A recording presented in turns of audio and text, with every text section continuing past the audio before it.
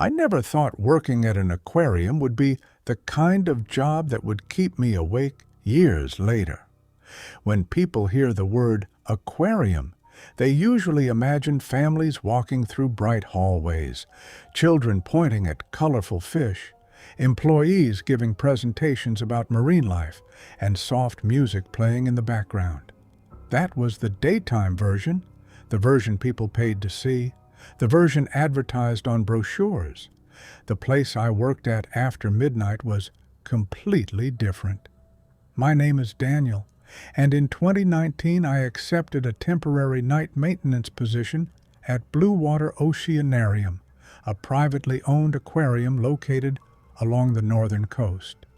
I had just lost my previous job a few months earlier, and I wasn't exactly in a position to be picky. The work was simple. Check the filtration systems, inspect pumps, monitor oxygen levels, make sure the exhibits were functioning properly while the public was gone. It was supposed to be a quiet job, a few months of easy money until I figured out my next move. That was what I thought. Blue Water Oceanarium was an old facility, not abandoned, not falling apart, but old. It had been built in the early 1980s when large marine exhibits were becoming popular. The architecture still had that strange, futuristic look people imagined the future would have back then. Curved walls, huge glass panels, metal railings, dark carpet. Everything felt like it belonged in a science fiction movie from 1985. During the day, the place was packed. Families everywhere, school groups, tourists. But after closing, when the final visitors left and the lights dimmed, the building became something else. A massive empty structure filled with the sounds of water moving through pipes. The first night, my supervisor, a man named Robert, gave me a tour.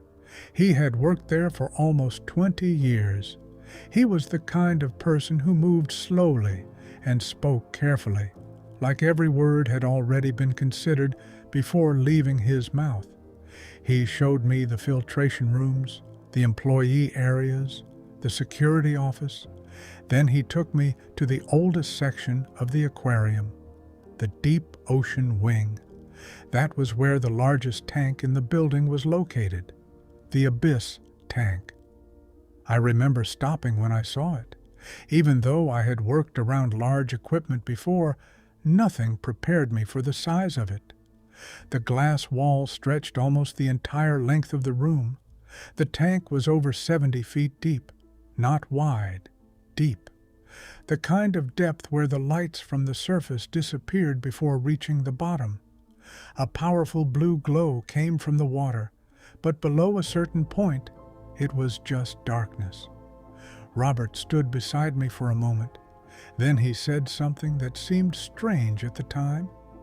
"Don't spend too much time staring into that tank." I laughed. I thought he was joking. "Why?" He looked at the water. "Because eventually you'll start expecting something to look back." I smiled, waiting for him to laugh. He didn't. That was the first moment I realized something was different about that place. Not dangerous, not yet, just different. The abyss tank was supposed to contain rare deep-sea species. Most of them stayed near the lower sections, where the pressure and temperature were controlled. The public couldn't see much. That was intentional. The exhibit was designed to make people feel like they were looking into the deepest parts of the ocean, a place where humans weren't supposed to go. Before leaving that night, Robert showed me the monitoring station, a small room connected to the tank. Cameras, water readings, temperature controls, emergency systems. Then he handed me a clipboard. "These checks need to be done every hour." I looked through the list. Everything seemed normal, until I noticed one section near the bottom. It was handwritten, not printed. Abyss tank acoustic check. I looked up. "What does this mean?" Robert took the clipboard back for a second. Just make sure the tank is quiet." I waited for him to explain. He didn't. "Quiet?" He nodded. "Listen for anything unusual." I almost asked what kind of unusual, but something about the way he said it made me decide not to. So I just nodded. That first week was completely normal, almost boring. I walked empty halls, checked machines, logged temperatures, reset alarms. The hardest part of the job was staying awake. The aquarium was so quiet at night that your own footsteps started to sound too loud. The only constant noise was the water, pumps running, filters working, thousands of gallons moving behind thick glass. After a while, you stopped noticing it, until the night I heard the knocking. It was my 6th night working alone. Around 2:13 in the morning, I was sitting in the security office drinking coffee and checking camera feeds when I heard it. 3 knocks, slow, heavy, a sound that didn't belong. At first, I thought something had fallen, maybe equipment, maybe a pipe. Old buildings make strange noises. Everyone knows that. So I ignored it. Then it happened again. 3 knocks, same rhythm, same distance between each one. I stood up. I checked the security monitors. Nothing. Every camera showed an empty aquarium. I grabbed my flashlight and walked toward the deep ocean wing. The closer I got, the quieter the building became. The pumps seemed to fade into the background. Even my footsteps sounded wrong. When I reached the abyss tank, I stopped. The water looked completely still. No movement, no shadows, nothing unusual. I walked closer to the glass. Then I heard it again. Knock, knock, knock. This time I knew where it was coming from. The tank. I raised my flashlight toward the glass. The beam disappeared into the blue water. For a few seconds, I saw nothing. Then something moved. Not quickly, not like a fish.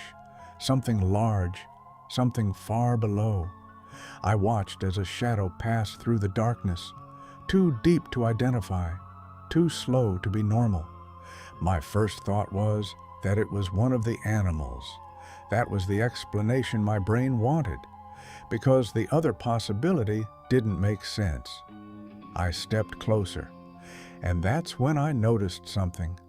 The knocking wasn't coming from inside the tank. It was coming from the glass, from the other side. I stood there completely frozen, because whatever was making that sound wasn't trying to get out. It was trying to get my attention. I slowly backed away. Then every light in the deep ocean wing flickered, once, twice, and the emergency speakers above me turned on. There was static, a burst of interference, then a voice, a woman's voice, calm, almost like she was reading a warning she had repeated many times before. "Employee Daniel Carter?" I froze, because that was my name. The voice continued, "Please step away from the tank." The speakers crackled. Then the voice whispered something quieter, something I almost didn't hear. "Whatever you do," a pause, "don't knock back." The speakers went silent, and from inside the abyss tank, something knocked one more time. Only this time, it wasn't 3 knocks, it was 4, and it was waiting for me to answer. I almost convinced myself I'd imagined the knocking.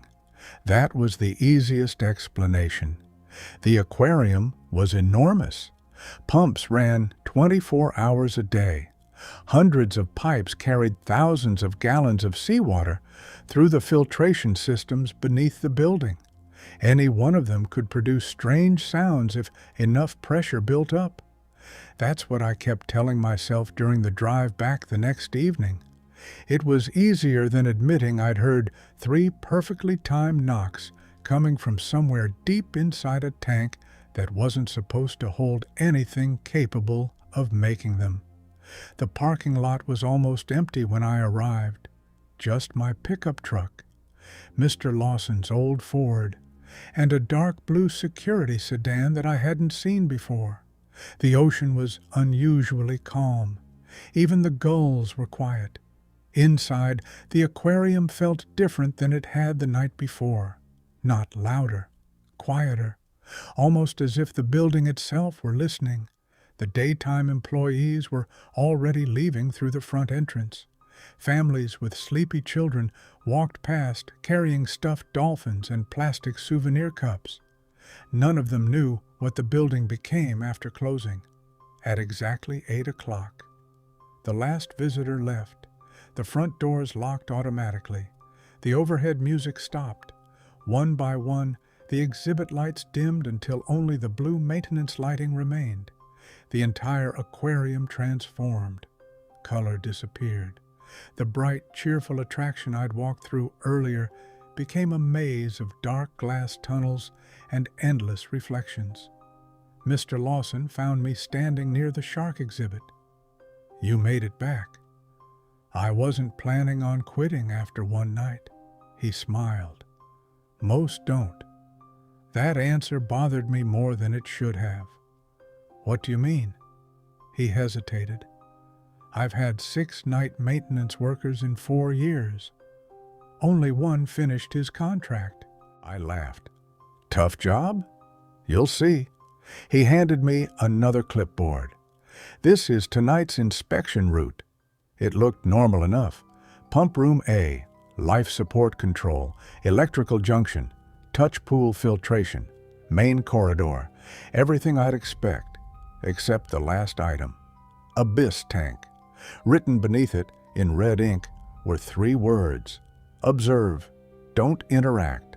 I looked back up. Why would I interact with a fish tank? Mr. Lawson didn't answer immediately.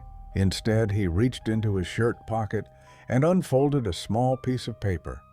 "I forgot to give you these." It wasn't a maintenance checklist. It was a list of rules, typed on an old typewriter. No company logo, no signatures, just 6 numbered instructions. 1. Never tap on the glass of the abyss tank, even as a joke. 2. If you hear knocking, do not answer it. 3. Never shine your flashlight into the deepest part of the tank for more than 10 seconds. 4.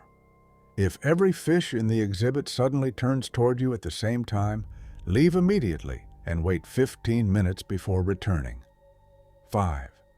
If security calls and asks where you are after midnight, do not tell them you're at the abyss tank. 6. If you ever see someone standing inside the tank, do not assume they're asking for help. I looked at him. This some kind of initiation?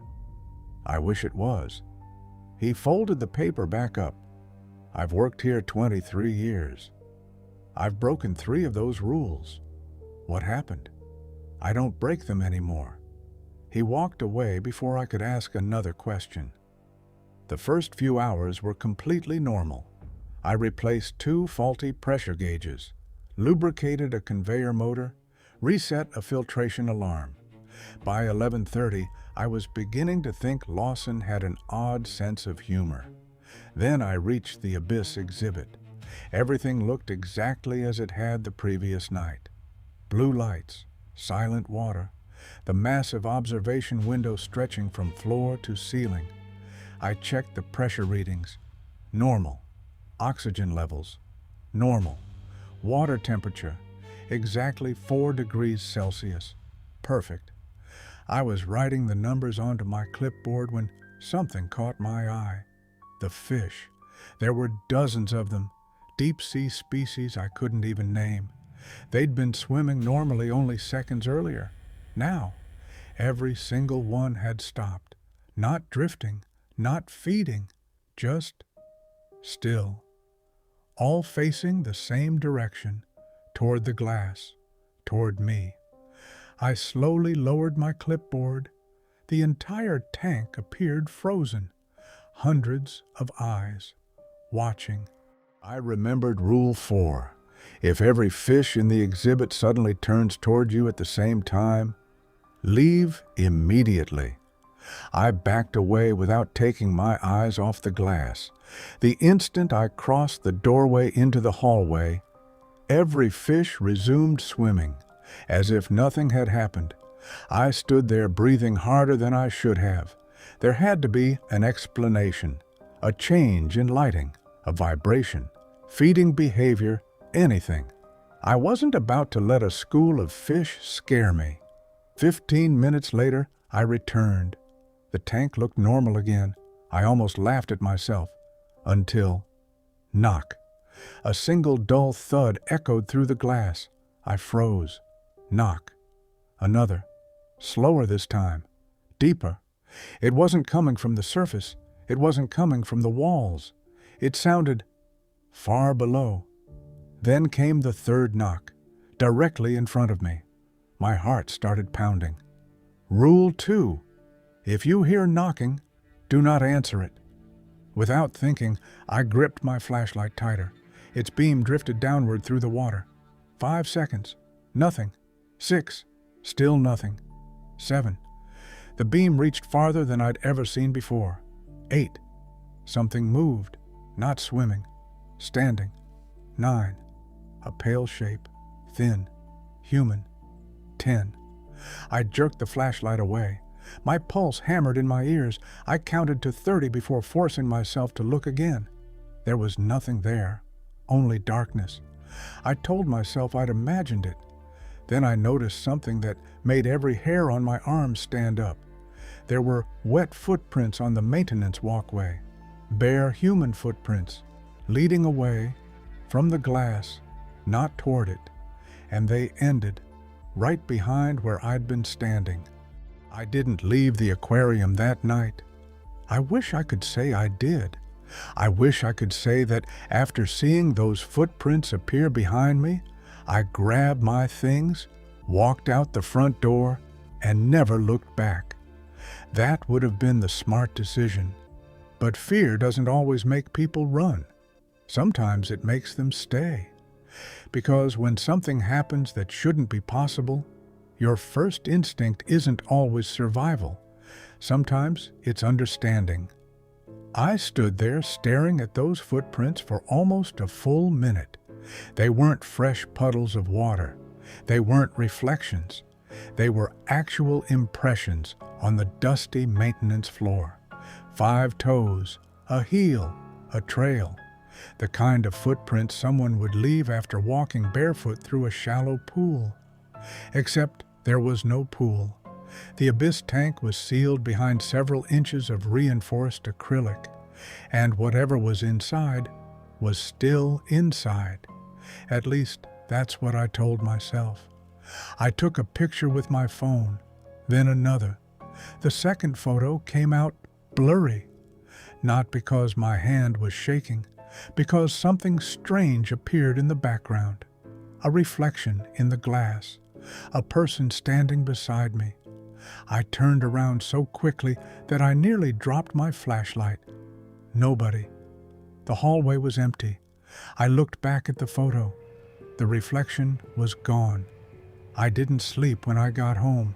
I spent the entire morning researching blue water oceanarium. I expected to find nothing. A small local aquarium didn't seem like the kind of place that would have a mysterious history. I was wrong. The first article I found was from 1987. Blue Water Aquarium opens new deep-sea research exhibit. The Abyss tank wasn't originally designed as a public attraction. It was a research project. The aquarium had partnered with marine scientists to study deep ocean organisms that were rarely seen near the surface. The tank was built to simulate extreme conditions: low temperature, low light, high pressure. The article described it as a window into an unexplored world. But 6 months after opening, something changed. The exhibit disappeared from advertisements. No more articles, no more photographs, nothing. It was like the Abyss tank had been erased.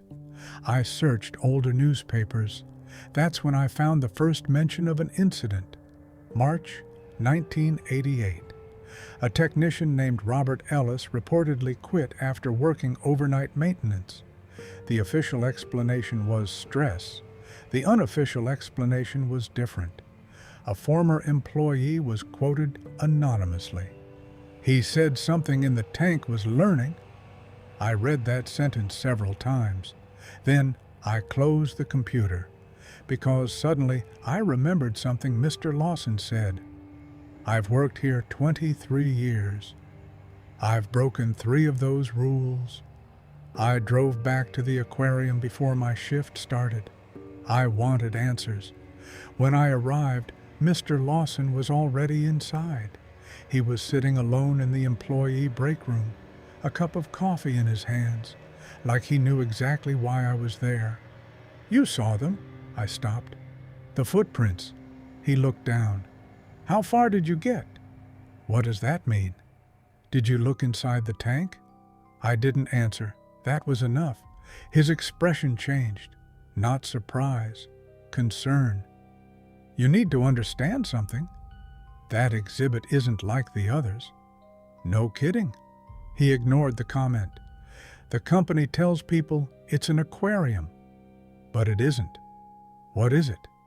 He looked toward the hallway leading to the abyss tank. It's an observation room. I frowned. Observation of what? He was quiet for a long time. Then he said, something that was already there. I waited for him to explain. He didn't. Instead, he pulled a key from his pocket, old, rusty, attached to a faded plastic tag. Sub-level 4. There are 4 levels underneath this building. I thought the basement was just filtration equipment. It is. Mostly. That word bothered me. Mostly? Mr. Lawson stood. The original scientists built a research area below the tank. After the incident, they closed it. What incident? He looked directly at me. The night something knocked back. I felt my stomach tighten. What do you mean? The first time they heard it, they thought it was equipment. The second time, they thought it was an animal. The third time, he stopped. The third time, it knocked in response to them. I didn't say anything, because I already knew what he meant. It wasn't random. It was communication. Sub-level 4 was not on any employee map. The elevator didn't have a button for it. The only way down was through a locked maintenance staircase behind the filtration rooms. The door had scratches around the lock. Not damage. Scratches. Like someone had tried to open it from the inside. Mr. Lawson unlocked it. The air that came through smelled different. Cold. Metallic. Like standing near the ocean during winter. The stairs went down farther than I expected. 1 level, 2, 3, then finally, sub-level 4. The hallway looked abandoned. Old research equipment lined the walls, monitors, computers, filing cabinets. Everything looked like it had been frozen in time. There were still papers sitting on desks, coffee cups, personal belongings, a pair of glasses. I looked at Mr. Lawson. People work down here? He nodded. Before they realized they weren't studying something. What were they doing? He looked through the glass window at the end of the hallway. The scientists thought they found a new species. What did they actually find? His answer was almost a whisper. A species that found them first. We entered the control room. Inside was an old security monitor. Mr. Lawson turned it on. The screen flickered, static. Then an image appeared, the abyss tank, but from a different angle. A camera pointed downward, into the deepest section. The footage was dated, October 12th, 1988. A scientist stood near the glass, talking into a recorder. Its behavior suggests intelligence. The scientist leaned closer. It appears to understand patterns. The recording continued. The scientist tapped the glass 3 times. A pause. Then, 3 knocks came back. The scientist stepped away. The next words on the recording were barely audible. "Everyone leave." The camera shook. Something moved behind the glass. Not quickly, not violently, slowly, like something enormous had been waiting in the darkness. The scientist whispered, "It wasn't responding to us." A pause. It was practicing. The footage ended. The monitor went black. Then every screen in the room turned on at once. Every camera feed showed the same thing, the abyss tank, every angle, every level, and in every single feed, the creature was no longer at the bottom. It was standing directly in front of the glass, looking into the camera, looking at us. Then the speakers crackled. A sound came through, 3 knocks, from inside the monitor. Mr. Lawson grabbed my arm. "Don't answer." But it was already too late, because from somewhere above us, from the main exhibit, a 4th knock echoed through the building, and this time it wasn't coming from the tank. It was coming from the hallway behind us.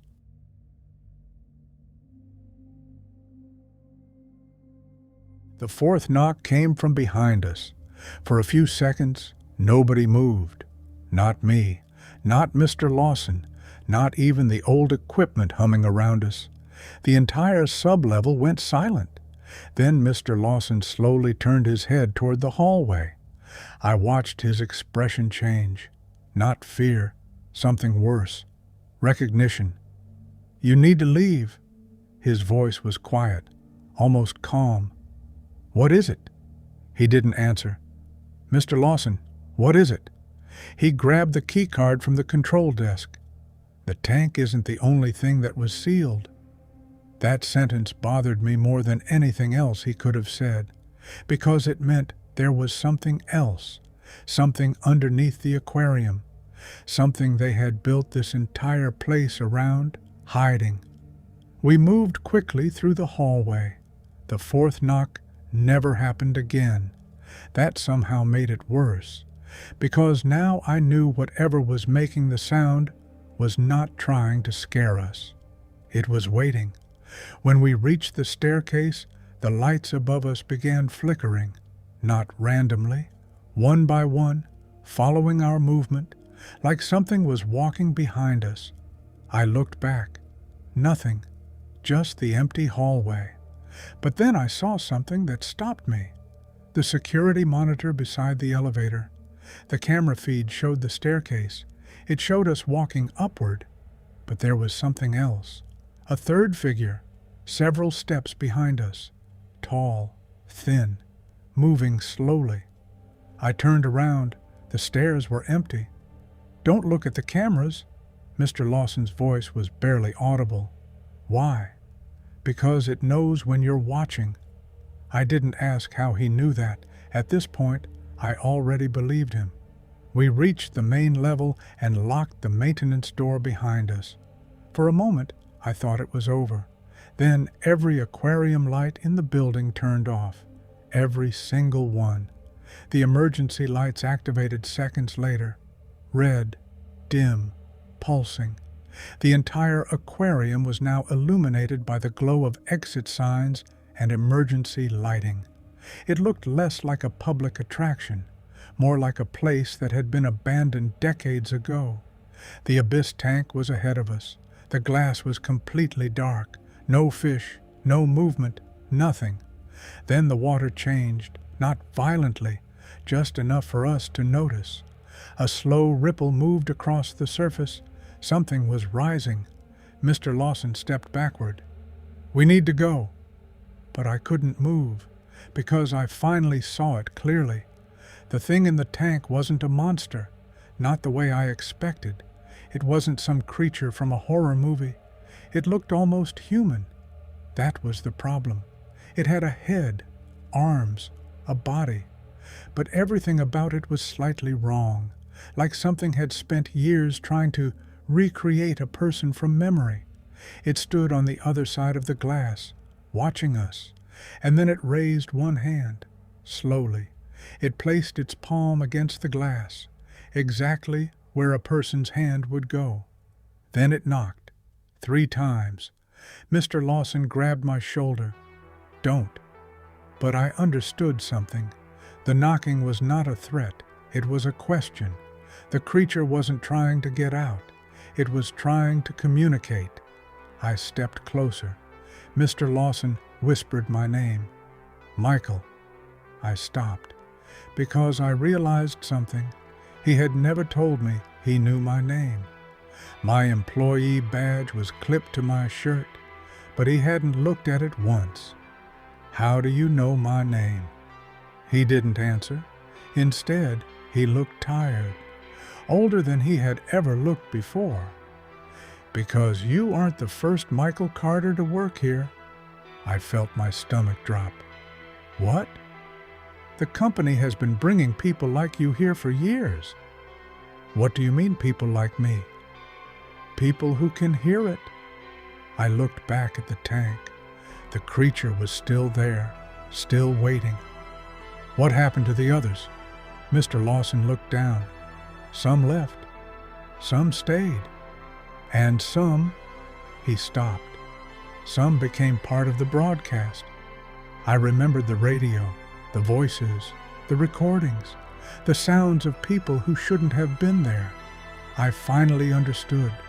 The aquarium wasn't hiding the creature. It was hiding the evidence. For decades, they had been studying something they couldn't explain.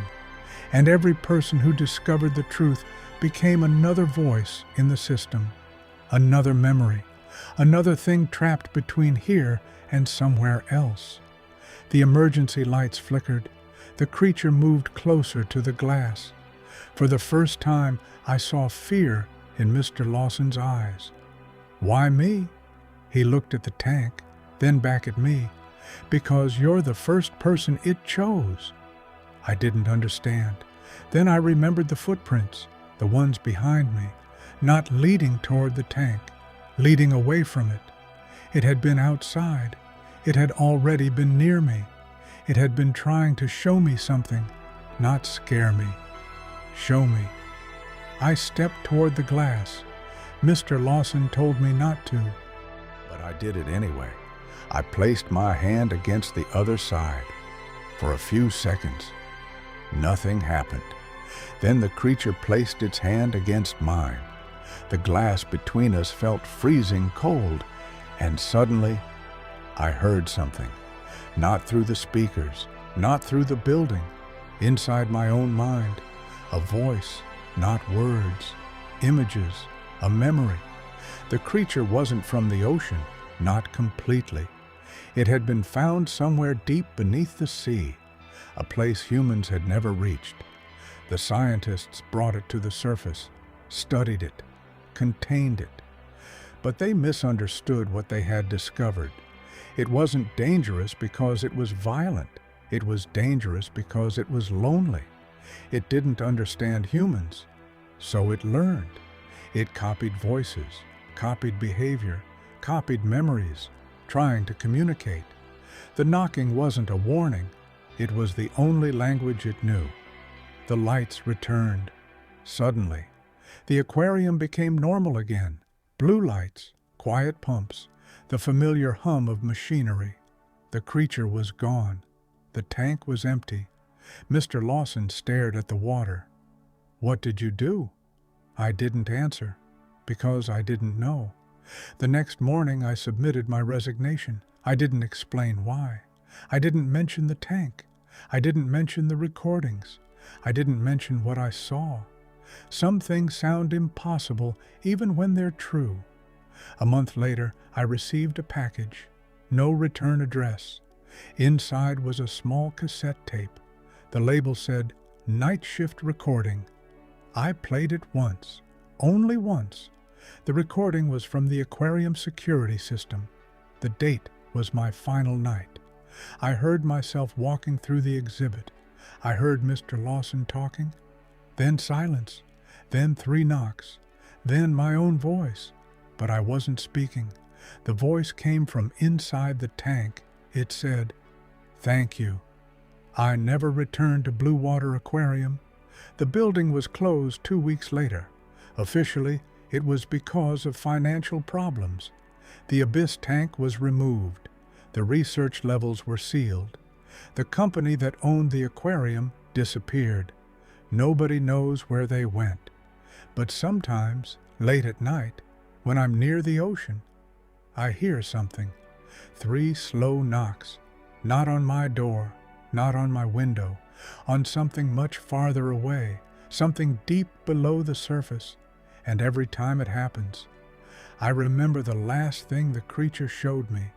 It wasn't trying to escape. It wasn't trying to reach the surface. It was waiting for someone to listen, because the entire time we were watching it, it was watching us. And if you ever find yourself standing in front of a deep aquarium tank after closing time, and something knocks from the other side of the glass, don't knock back, because you might think you're answering a question. But sometimes, the thing on the other side has been waiting years for you to reply.